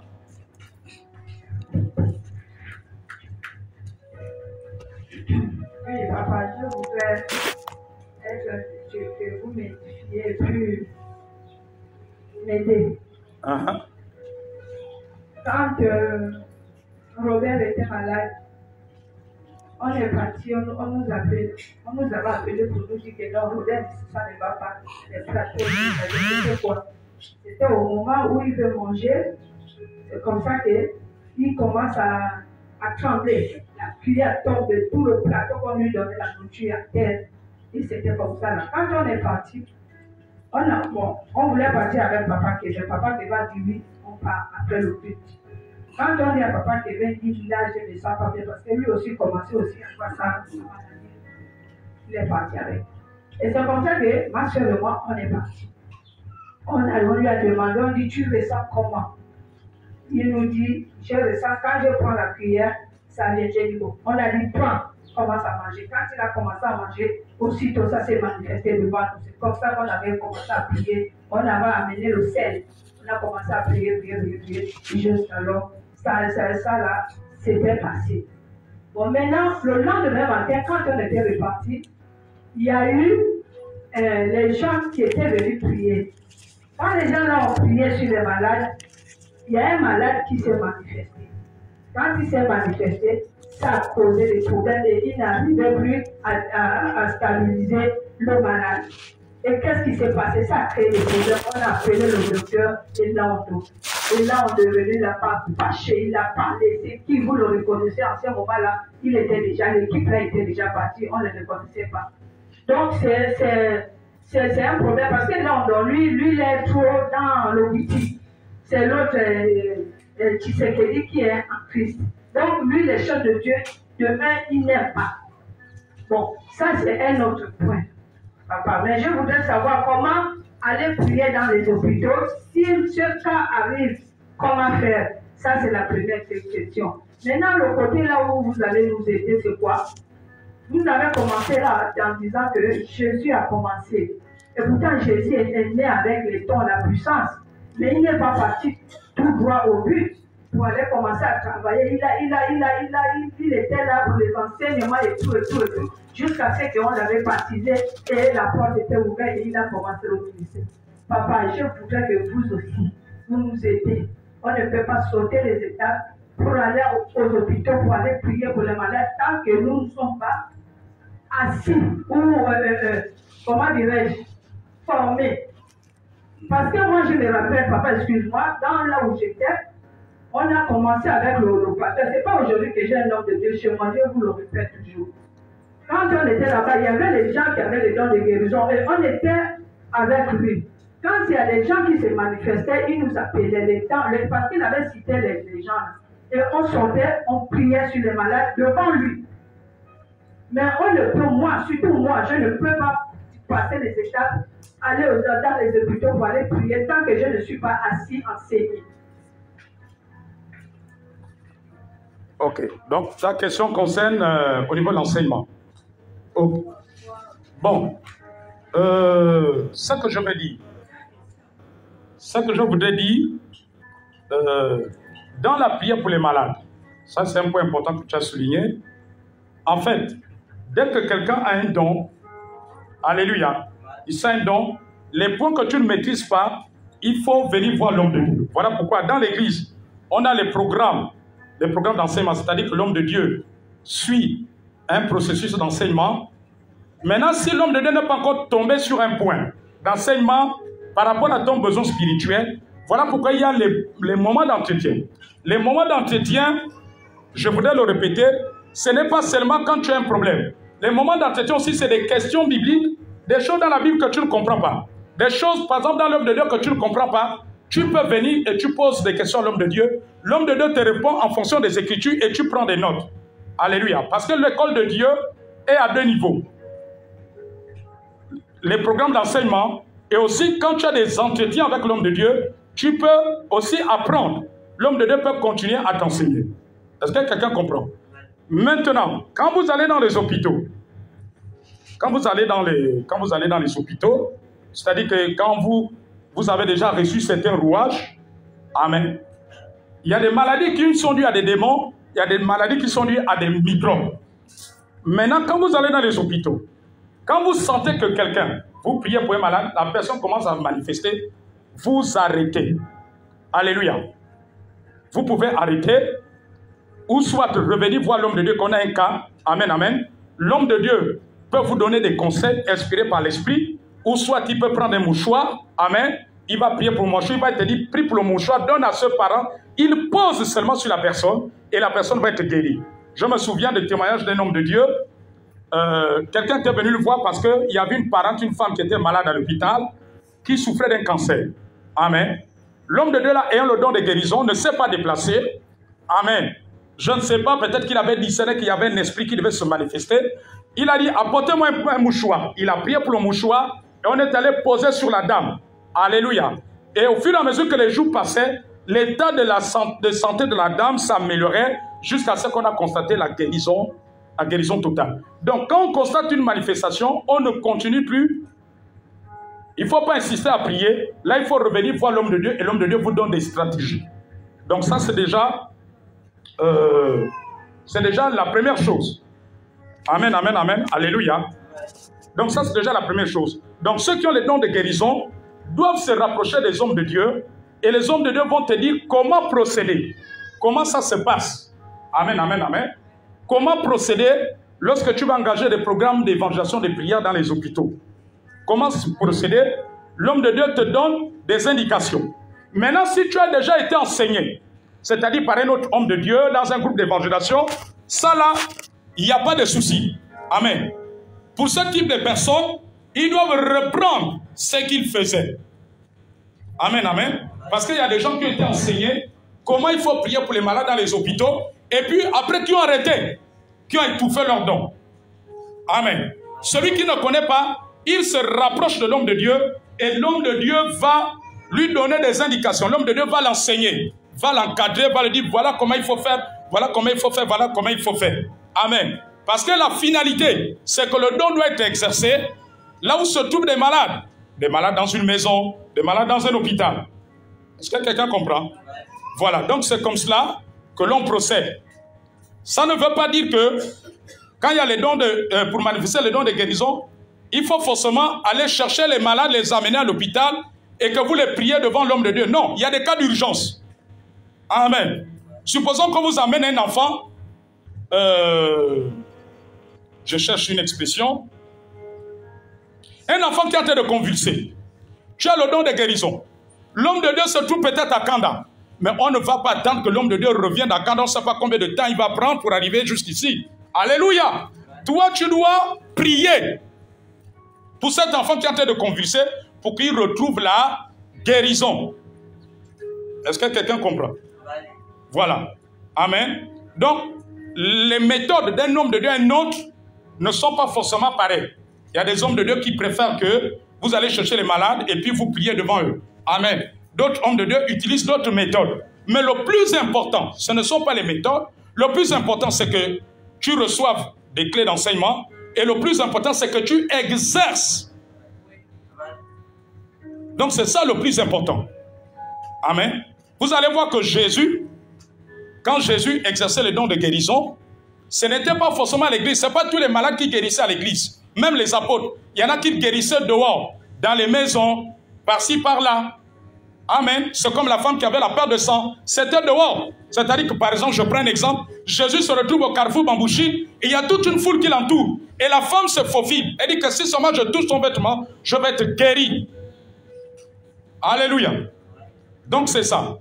Donc, quand quelqu'un ne sait pas comment procéder, tu te rapproches de l'homme de Dieu. L'homme de Dieu t'enseigne. Tu te dis, voilà comment il faut procéder, il faut procéder, il faut procéder. Et quand tu pars là, tu es maintenant exercé. C'est comme ça que nous autres, avant que je ne sois prophète, c'est comme ça qu'on a été formés pour prier pour les malades. Amen. Ce n'était pas forcément que on amenait les malades à l'église et puis l'homme de Dieu dit que priez pour les malades devant moi, je vais voir comment vous priez pour les malades. Non. On nous formait, on nous inculquait et ensuite on se déplaçait. Amen, amen, amen. Donc on vous forme, on vous déplace. À la rigueur, soit l'homme de Dieu peut se déplacer avec vous une première sortie, une première, deuxième sortie, ou soit l'homme de Dieu peut déléguer un collaborateur qui est déjà aguerri. Amen. Un pasteur qui est déjà aguerri, il vous accompagne. Et puis après, vous allez prendre la main. Ça, c'est surtout pour ceux qui ont le don de guérison et qui n'ont jamais été encadrés dans ce domaine. Mais pour ceux qui ont été déjà encadrés, qui ont été dans des groupes de prière, dans des groupes d'évangélisation, on leur a enseigné comment prier pour les malades.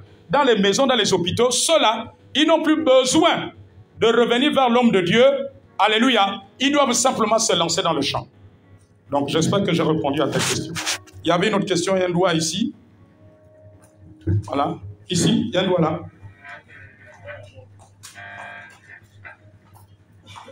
Ma question est la suivante. Je voulais juste savoir, est-ce que le don de guérison peut être révélé par des songes?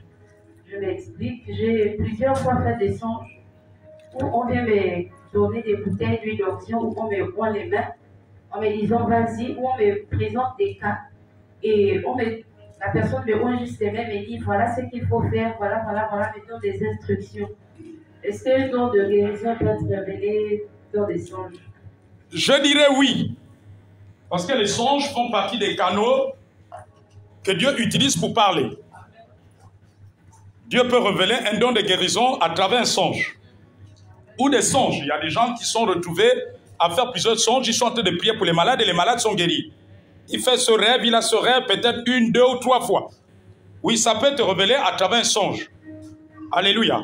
Ça peut te révéler à travers un songe, dans ta communion avec le Saint-Esprit, à travers une prophétie. Dieu peut parler et dire que tu as reçu le don de guérison. Alléluia. Il y en a d'autres aussi. Le don de guérison peut être manifesté par une sensation. Il peut sentir comme des glaces sur ses mains. Il peut sentir comme du feu. Comme si on a mis ses mains dans le feu, mais pourtant ses mains ne sont pas dans le feu. Alléluia. Amen, amen, amen, amen. C'est Dieu en train de confirmer le don de guérison. Alléluia. Et là, il ne reste qu'à exercer.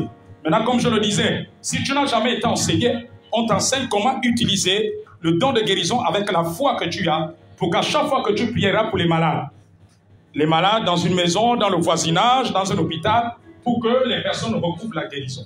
Avec notre doigt ici. En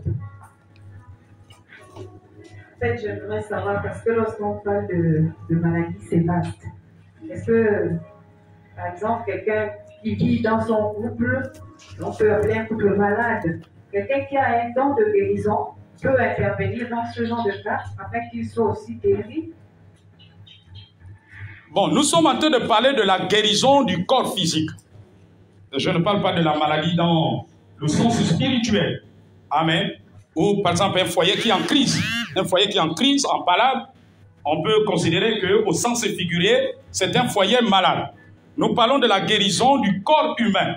Donc des maladies qui touchent le corps humain, c'est de cela qu'il est question. Donc le don de guérison, comme je l'ai dit vendredi, ne fait pas recours à des remèdes naturels, mais c'est d'une façon surnaturelle pour guérir ceux qui sont malades dans leur corps. C'est cela. Il y a encore une question? Il y a une voix ici. Jamais on peut pécher. Ce n'est pas une question, c'est plus une remarque. Parce qu'on dit que le don de guérison, ça ne va pas souvent par l'imposition des mains. Et souvent, il y a des personnes malades, on a eu des personnes malades dans la famille, et parfois on s'est précipité pour aller directement les imposer les mains. Je prends un exemple. Ma grande sœur était malade à l'hôpital et on était vraiment traumatisés. Et voici comment, quand je lui ai imposé les mains, j'ai senti des choses qui ont quitté son corps pour rentrer maintenant dans ma peau. Et c'est juste pour dire aussi que parfois, on peut prier sans pourtant se précipiter à imposer les mains. Sinon, on peut ramasser aussi certaines choses. Ok, je vais éclairer ce point. Il y a deux choses. Déjà, bon, je comprends, pour ceux qui ne sont pas enseignés, qui ont ce don, mais ceux qui ont été enseignés, qui ont ce don, savent que, lorsque on va prier pour les malades, c'est un combat, en fait, c'est un combat spirituel. Il faut se préparer dans la prière contre tous les esprits de maladie qui animent les personnes. Parce que tu ne peux pas te lever un bon matin, tu dis que je pars à l'hôpital général. Parfois, Dieu peut t'amener à conduire, toi, dans un temps de prière ou une journée de jeûne où tu pries, tu te prépares spirituellement. Ça fait que les maladies dues à des esprits, quand tu vas imposer les mains, ne pourront pas rentrer dans ton corps. Donc ça, c'est déjà la première chose. Il faut une préparation spirituelle. Ça, c'est surtout pour les maladies qui sont dues à des esprits. Maintenant, toutes les guérisons ne se manifestent pas forcément par l'imposition des mains. Amen. Moi, j'ai eu assisté à la croisade de l'évangéliste Renard Bonquet en 1992 au stade au Minisport. Lorsqu'il priait pour le malade, le stade était plein, il y avait des milliers de personnes. Il y avait plusieurs personnes malades qui étaient venues au stade au Minisport Omar Bongo Ndimba. Alléluia. Donc, il demandait à ceux qui sont malades soit de poser les mains, de recevoir la guérison par la foi. Donc, depuis l'estrade, l'évangéliste Renard Bongo priait. Et il n'est pas le seul, il y a beaucoup d'hommes de Dieu comme cela. Amen. Donc, toutes les guérisons ne se manifestent pas forcément par l'imposition des mains. On peut prier pour quelqu'un à distance et la personne reçoit la guérison. Alléluia. Amen, amen, amen. La personne reçoit la guérison. Vous avez vu par exemple le centenier. Amen. Il a dit à Jésus, tu n'as pas besoin de venir chez moi. Dis simplement un mot. Et la Bible dit qu'à l'instant même, le serviteur du centenier avait été guéri. Vous voyez que Jésus ne s'était pas déplacé. Donc toutes les guérisons ne veut pas dire forcément on impose les mains. Tous les malades, on ne les impose pas forcément les mains. Tout dépend comment l'esprit te conduit. Si l'esprit t'inspire à imposer les mains à la personne, tu l'imposes les mains. Alléluia. Si l'esprit, tu n'es pas inspiré, tu peux prier à distance. La personne est couchée là, tu pries à distance. Tu ordonnes à la maladie va partir sans forcément besoin que tu l'imposes les mains. Alléluia. Ça ne veut pas dire qu'en allant prier pour les malades dans les maisons, dans les hôpitaux, qu'il faut forcément leur imposer les mains. C'est la foi. La foi met en action la guérison, le don de guérison. Tous les dons de guérison ne se manifestent pas forcément par l'imposition des mains. Amen. Donc ça doit être clair. Alléluia. Généralement, déjà la plupart des personnes qui prient pour les malades dans les hôpitaux, très souvent ne les imposent pas les mains. En général. Amen. Certains sont poussés par l'esprit pour imposer, d'autres n'imposent pas les mains. Amen, amen, amen, amen. Mais l'idéal, c'est souvent de prier comme cela. Parce qu'il y a aussi des gens qui sont sceptiques, ou bien des parents qui sont sceptiques, qui pensent que quand on va imposer les mains, soit on va prendre quelque chose, ou bien quelque chose. Alléluia. L'homme reste ce qu'il est. Mais toi, en évangélisant, tu viens, tu pries. Tu n'es pas obligé de poser les mains. Bon, là, dans ton cas, je comprends que c'est ta soeur. Ça, tu peux le faire. Alléluia. En tout cas, que ça soit un parent ou quelqu'un qui n'est pas un parent, tu n'es pas forcément obligé d'imposer les mains. Est-ce que c'est clair pour tout le monde? Le plus important, c'est la foi que tu manifestes et la foi va mettre le don en action. Et les personnes vont être guéries. Voilà pourquoi vous voyez déjà même que la majorité des hommes de Dieu qui font des croisades d'évangélisation n'imposent pas les mains à tous les malades. Imaginez-vous, il y a 50, 100 malades, ils ne peuvent pas tous les imposer les mains. Ils prient depuis l'estrade et le don de guérison s'opère. Et c'est ça que j'avais vu avec l'évangéliste Bonquet, avec le docteur Telles Osborne, au stade annexe. Amen. Telles Osborne n'était pas descendu dans la foule. Il priait depuis l'estrade et les gens recevaient des guérisons et les gens venaient témoigner. Ceux qui étaient guéris venaient témoigner, mais ils n'imposaient pas les mains à qui que ce soit. Donc tu n'es pas obligé d'imposer les mains. Alléluia. Il suffit que tu pries avec foi et le don de guérison rentre en action. Amen, amen, amen. Parce que tu peux arriver dans une salle de l'hôpital. Il y a peut-être 10 malades. Non, tu n'as pas besoin de tous les imposer les mains. Tu les sensibilises avec la parole que je voudrais prier pour vous.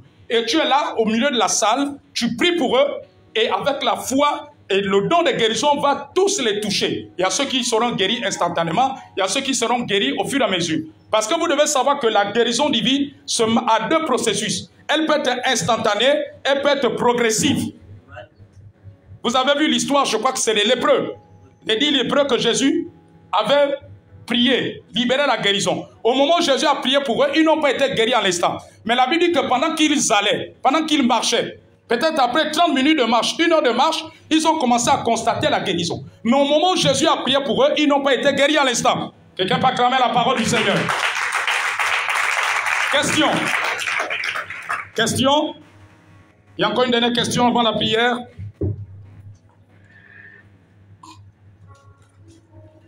Shalom. Shalom. J'aimerais savoir, papa. Je fais plusieurs fois des songes d'où je me récupère au service de la CNAMUGES. Et dans le service de la CNAMUGES, j'ai prié pour les gens qui avaient la tension. Et quand je me réveillais, je sentais le cœur qui chantait et les pieds et les mains étaient glacés. J'aimerais savoir si c'est le don de la guérison. Ce rêve s'est répété plusieurs fois. Oui, c'est ça que je disais tout à l'heure. Ta question rejoint sa question. Un don de guérison peut te mal révéler à travers les songes. Question encore?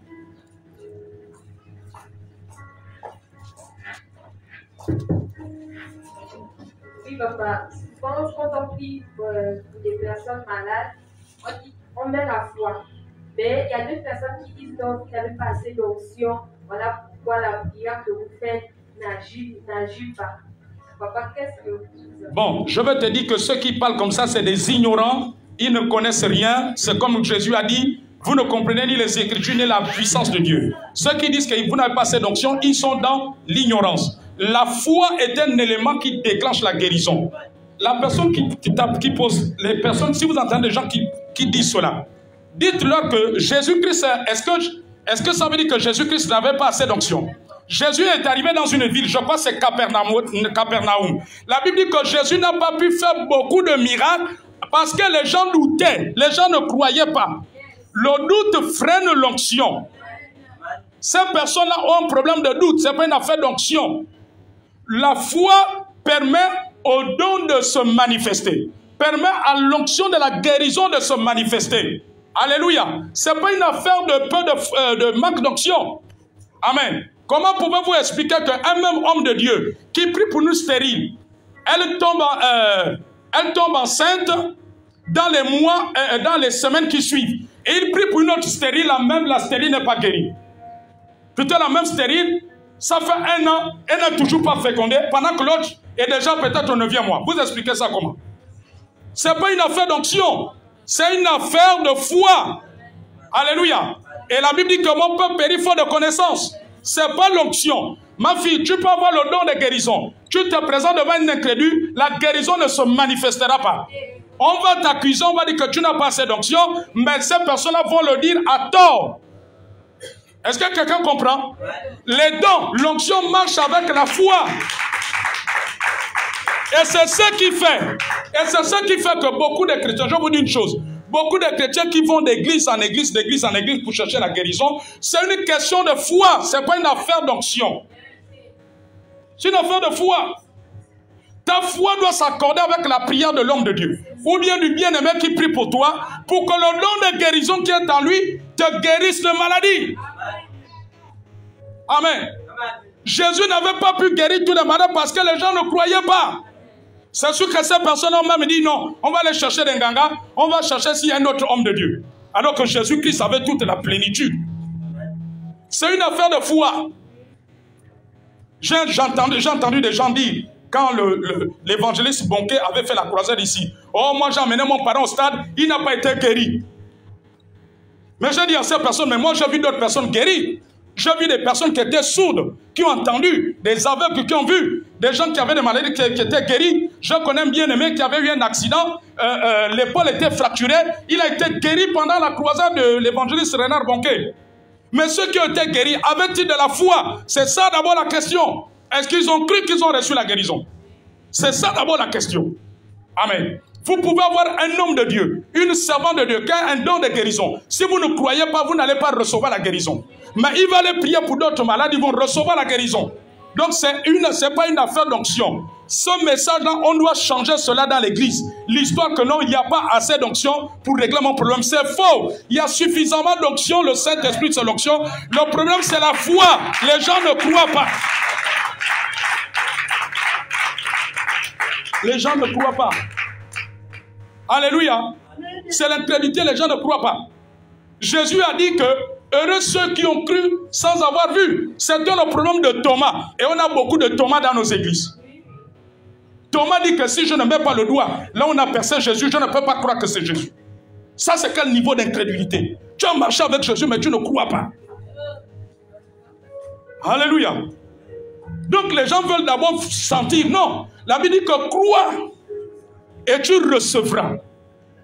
Amen. Donc les gens ont un problème d'incrédulité et c'est pour ça qu'ils peuvent faire 10 000 pasteurs. Dès qu'on entend qu'il y a un pasteur qui revient de tel pays là-bas où il fait croisade, on court. Ah, peut-être la bosse qui est dans mon dos là va partir. Il va prier, bon, la bosse n'est pas partie. Bon, j'entends qu'il y a un autre homme de Dieu là. Amen. J'ai entendu des gens dire, oh, Oui, l'homme de Dieu, là, on a vu, il fait des miracles. Mais moi, je suis allé dans son église, je n'étais pas guéri. Dans quel état d'esprit tu es parti? Est-ce qu'avec la foi ou avec le doute? Comment expliquer que la même onction fait du bien aux autres et chez toi, ça ne fait pas du bien? Ce que le problème, c'est chez toi. Revois ta vie. Revois ton cœur. Amen, amen, amen, amen. Alléluia. Est-ce qu'il y a encore deux dernières questions? Oui, il y a une doigt ici. Shalom, peuple de Dieu. Shalom. Bon, ce n'est pas la question, je voudrais juste appuyer encore sur ce que l'homme de Dieu vient de dire. La délivrance, la guérison est divisée en deux. Alléluia. Oui. 50% l'homme de Dieu, 50% c'est pour toi-même. Très bien. Avant de prier pour le malade, il faut d'abord exhorter le malade. Alléluia. Pour que vous soyez en accord. Quand l'homme de Dieu dit, Renan Bongré avait prêché au stade et les gens ont reçu la guérison pendant qu'il priait. Il a d'abord libéré un message. Et en accord, la guérison et les délivrance se sont manifestés. Mais beaucoup de chrétiens aujourd'hui, nous venons dans les églises pour déposer tout le fardeau sur l'homme de Dieu. C'est-à-dire que tu viens avec ton fardeau, tu dis, tu pars, l'homme de Dieu va prier pour toi et puis tu vas être guéri. Mais sans pourtant mettre ta foi, tes 50%. Très bien. Parce qu'une fois que tu mets tes 50% de ta foi, plus les 50% de l'homme de Dieu, ça va faire quelque chose. Exactement. Très bien. Alléluia. C'est ce que je voulais ajouter. Très bien, ma fille. Que le Seigneur acclame le Seigneur pour elle. Ce type de message, ce type d'enseignement, on doit ramener cela dans l'église. Parce que les gens aujourd'hui ont une fausse conception de la manifestation de la guérison et de la foi. Amen. L'homme de Dieu, ce n'est pas un charlatan. C'est le charlatan qui te promet de faire quelque chose que tu crois, tu ne crois pas. Il va te dire que ça va arriver. L'homme de Dieu n'est pas un devin. Les hommes de Dieu ne sont pas des charlatans. Le problème, c'est qu'aujourd'hui, beaucoup de chrétiens prennent les hommes de Dieu pour des charlatans. Dieu est un Dieu de principe. Il n'est pas magique, comme disait un homme de Dieu. Dieu, ce n'est pas la magie. Dieu est un Dieu de principe. Tu crois pour recevoir. Ce n'est pas la magie. On ne fait pas des tours de magie, des scènes de magie. Et ça, c'est des enseignements très importants qu'on doit ramener. Voilà pourquoi je disais même que le don de guérison marche avec l'évangélisation. C'est-à-dire que même pour aller prier pour les malades, tu dois les prêcher, donner la parole. Alléluia. À partir de ces paroles, ils vont réaliser que Christ est mort pour eux, que par les mérites de Jésus, nous sommes guéris, et que s'ils croient, il peut être guéri, il peut être sauvé. Les deux vont ensemble. Amen, amen. Or, beaucoup de personnes, comme elle a dit, viennent avec le fardeau. Parfois, l'homme de Dieu est en train de prêcher. Pour stimuler ta foi, tes pensées sont ailleurs. Il y en a d'autres qui dorment, d'autres qui mangent même les gâteaux. Ils attendent. Lorsqu'ils vont entendre que l'homme de Dieu va prier pour les malades, c'est là où tu te lèves. Mais tu viens dans quel état d'esprit? Dans l'état de doute. Or, la parole qui devait te susciter la foi, tu ne l'as pas écoutée, tu étais en train de dormir. Tu as laissé le sommeil t'entraîner. Amen. Or, c'est la parole qui suscite la foi. Et quand tu exerces cette foi avec celle de l'homme de Dieu, la guérison coule, la puissance de Dieu coule. Y a-t-il une dernière question? Nous allons prier. Y a-t-il une dernière question? Nous allons prier.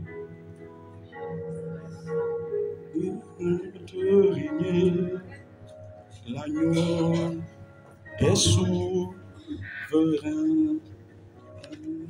Papa, je voudrais savoir, par exemple, quand tu es devant la personne qui est malade, tu pries. Mais à la dernière minute, quand tu vois comment la personne est en train de se torturer, machin, bon, tu fais maintenant la prière de repentance. Quelques minutes, la personne part. Ça veut dire quoi? Tu as échoué ou bien? Très bonne question. Je vais répondre.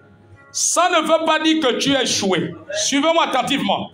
Dieu est souverain. Tu peux avoir des dons, mais ce n'est pas forcément toute personne que tu rencontreras à qui le don va impacter. Dieu est souverain.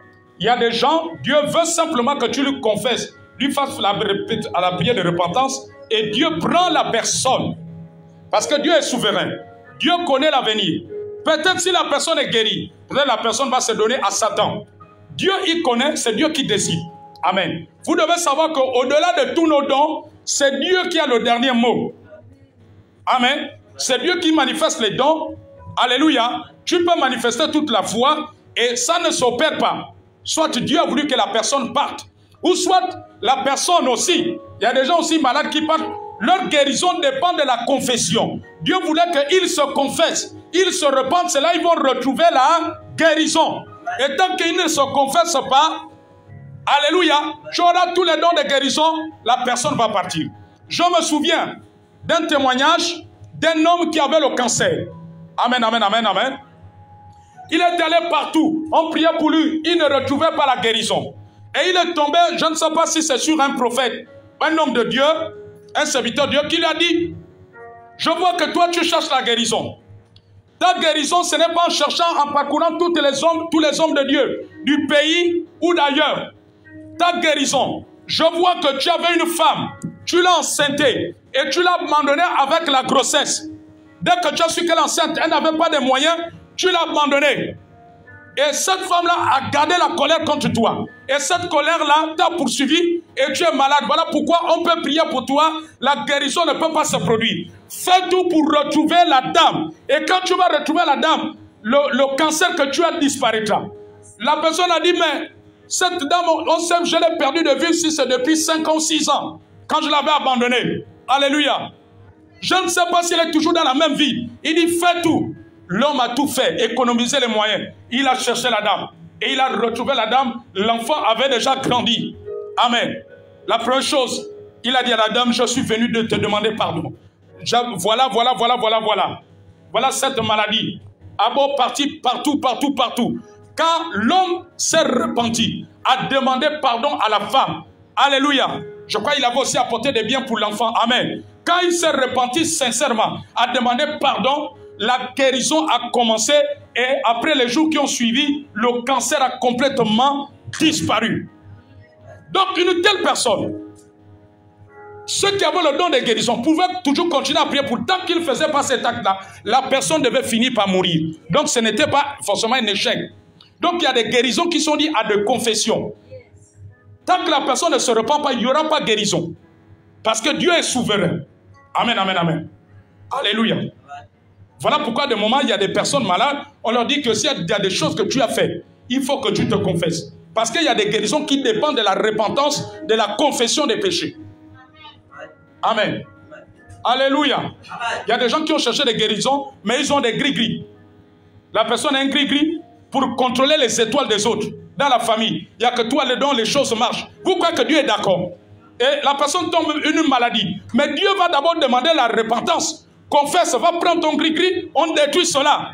Alléluia. Tu dois confesser que tu es allé faire telle chose pour contrôler les étoiles des autres dans la famille. Pour qu'il n'y a que toi qui es en haut. Il n'y a que ton commerce qui marche. Mais Dieu ne sera pas d'accord. Tant que tu ne fais pas ça, celui qui a le nom de guérison va venir prier pour toi, prier. La personne risque de finir par partir si elle ne se repent pas. Est-ce que vous comprenez? Donc ce n'est pas un échec. Dieu est souverain. Et il y a des guérisons qui dépendent de la repentance. Voilà pourquoi il y a des gens parfois qui ne sont pas guéris. Parce que Dieu veut qu'ils confessent certaines choses qu'ils ont faites. Amen, amen. Pour lesquelles Dieu les reproche. Parce que aussi vous devez savoir, il y a des maladies où Dieu peut frapper quelqu'un. Vous comprenez cela? Dieu frappe quelqu'un. Amen, amen, amen. Tant que la personne ne se repent pas, tu vas avoir le don de guérison, la personne ne sera pas guérie. Est-ce que c'est clair pour tout le monde? Je crois qu'il n'y a plus de questions, on va se tenir debout. Alléluia. Dis Seigneur ce matin. On commence à prier. Il est glorieux et digne de rire. L'agneau est souverain. Nous aimons. Voilà que les gens sont en train de chanter, dis avec moi, Seigneur, merci. Nous sommes arrivés. Dis, nous sommes arrivés. Au temps où les dons doivent se manifester. Seigneur, que ma soif des dons spirituels grandisse. Les dons de puissance.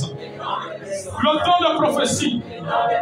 Parce que ce matin, ta parole nous dit d'aspirer au don. Surtout celui de la prophétie. Que ce nom grandisse au nom de Jésus.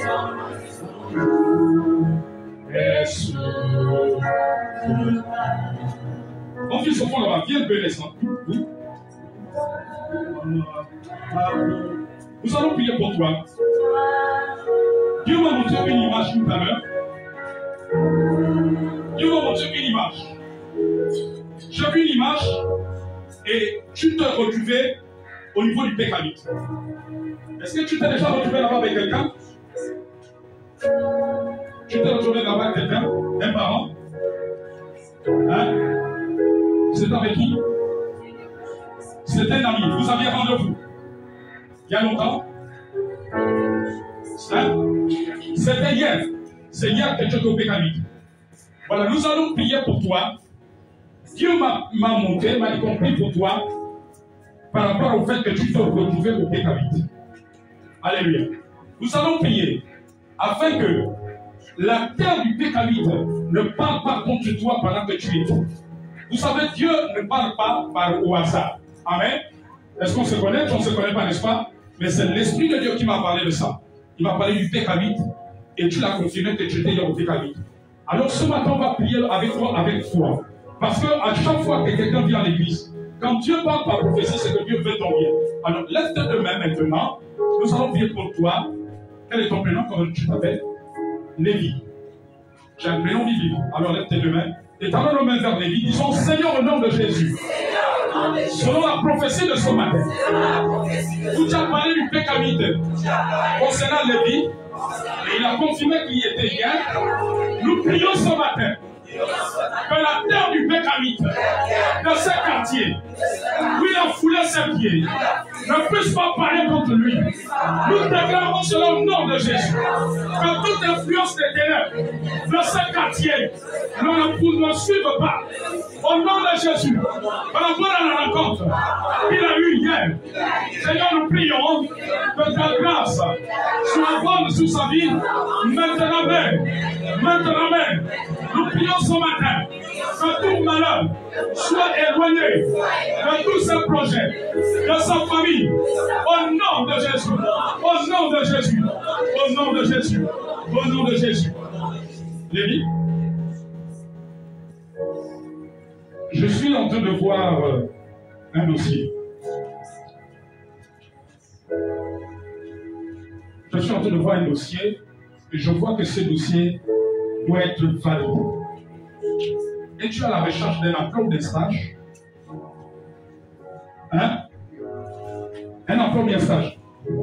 Un emploi. Voilà. Dieu m'a dit que le dossier va être valide. Il m'a parlé du dossier. Je vois un dossier dans le cadre professionnel. Alors aujourd'hui, c'est ton jour. Dieu va te faire du bien. Ce matin, crois. Et l'onction de Dieu, du Saint-Esprit, va agir pour ton dossier d'emploi. Amen, amen. Et tendons nos mains, disons Seigneur ce matin, que le dossier d'emploi de ton enfant Lévi, selon que tu as révélé au prophète, soit validé ce matin. Soit validé au nom de Jésus. Que les portes s'ouvrent pour lui.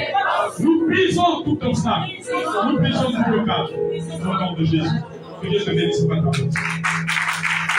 Pour que Dieu nous prions, disons Seigneur ce matin, que le surnaturel de Dieu, que les dons de miracle, les dons de guérison se meuvent davantage, puissent se mouvoir au milieu de nous, dans cette église. Je te le demande, Seigneur, au nom puissant de Jésus, que tu puisses continuer à agir maintenant même, au nom de Jésus. Que les dons de miracle se manifestent dans ce pays encore pour délivrer du danger, nos vies du danger, les élèves du danger, pendant que l'école a commencé. Au nom de Jésus, que les dons de guérison continuent à se manifester maintenant même. Oh Dieu Tout-Puissant, oh Dieu Tout-Puissant, que nous puissions nous concentrer à développer notre foi, à entretenir notre foi, à entretenir les dons spirituels dans nos familles, dans nos vies. Maintenant même, c'est ma prière, c'est ma prière, c'est ma prière. Manifeste-toi, manifeste-toi, Éternel Dieu Tout-Puissant, Éternel Dieu Tout-Puissant. Tu es le Dieu de vérité. Tu es le Dieu de puissance. Tu es le Dieu de miracle. Souffle ce matin sur l'Église. Réveille, ressuscite les dons spirituels, les dons de miracle, les dons de guérison. Qu'ils coulent à flot, qu'ils se manifestent, que les miracles se prennent, que les maladies de sang libèrent nos corps, libèrent nos familles, libèrent tout autour de nous. Les maladies des os, libèrent. Les maladies héréditaires, libèrent.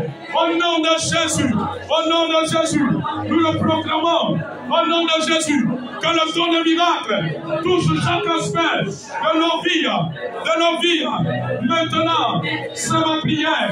Éternel mon Père, je te le demande, par le précieux nom de Jésus. Qu'il en soit ici, ce matin, tous ceux qui sont venus malades, reçoivent la guérison. Au nom de Jésus, la guérison divine. Les maladies sont éradiquées. Le don de guérison de miracle s'opère maintenant. Les maladies libèrent. De la tête jusqu'à la plante des pieds. De la tête jusqu'à la plante des pieds. Maintenant, jusqu'au niveau des enfants. Là où les enfants se trouvent. L'autre côté à l'école de dimanche. La guérison. Je chasse tout esprit de maladie. Tout contrat de maladie. J'entends les esprits de maladie. De libérer chaque corps. De libérer nos enfants. Au nom de Jésus. Je les envoie dans les lieux arides. Allez sans retour. Maintenant même, Jésus est en train d'opérer les miracles et les guérisons. Au nom de Jésus. Et victoire. Par le sang de l'agneau. Victoire. Par le sang de l'agneau. Maintenant, au nom de Jésus. Au nom de Jésus. Victoire. Par le sang de l'agneau. Tu es le ressuscité. Tu continues à opérer des glorieux miracles, des glorieuses guérisons. Elle pénètre nos vies et nos corps. Elle pénètre chaque domaine de nos vies et de notre famille. À cet instant, je fais jouer toute proclamation maléfique maintenant au nom de Jésus. Toute accusation contre nous, contre nos familles, ou notre descendance, et vois l'échec. Au nom glorieux de Jésus. Le ressuscité. Au nom de Jésus. Acclame le roi des rois. Très fort.